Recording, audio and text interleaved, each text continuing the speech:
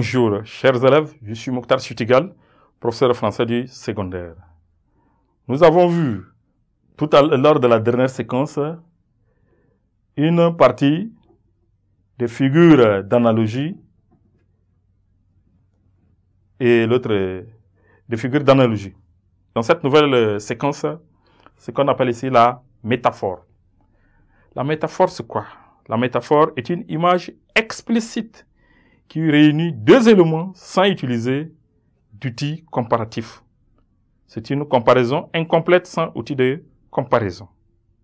Ça, c'est la métaphore. Nous avons à la suite la métonymie. La métonymie, c'est une figure qui consiste à remplacer un mot par un autre ayant avec lui une relation de contiguïté ou une relation logique qui se traduit du contenant au contenu, de cause à effet et de lieu à personne. Par exemple, lorsque je dis N'Djamena s'éveille, à ce niveau, le nom de la ville de N'Djamena désigne les habitants. Au lieu de dire les habitants de N'Djamena s'éveillent, je dis N'Djamena, tout court. Ou boire une bouteille. Boire une bouteille, j'ai voulu tout simplement dire boire une bière.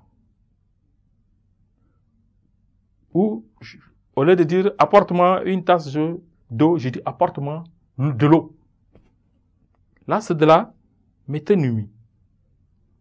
Ensuite, nous avons la synecdoque, qui est plus proche de la métonymie.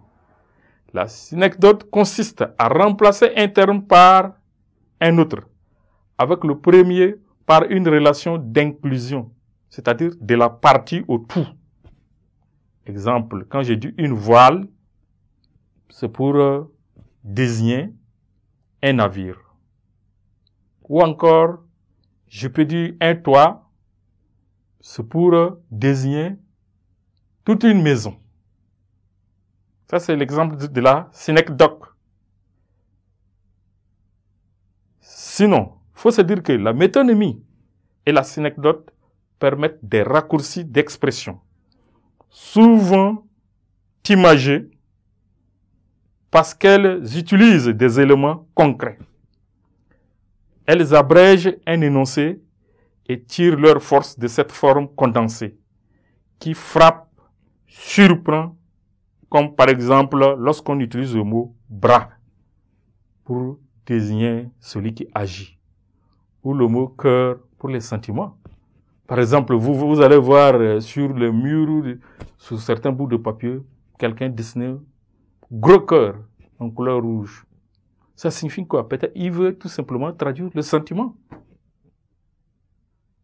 Ou lorsque vous faites face à quelqu'un et vous dites mon cœur, c'est pour vous dire tout simplement qu'il a des sentiments pour vous. Lorsqu'on parle par exemple, de mots bras dont j'ai fait allusion ici, lorsqu'on parle par exemple des bras solides, c'est pour parler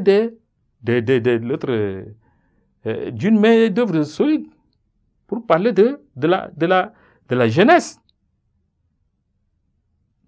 C'est pourquoi je disais tout à l'heure que la synecdoque est plus proche de la métonymie.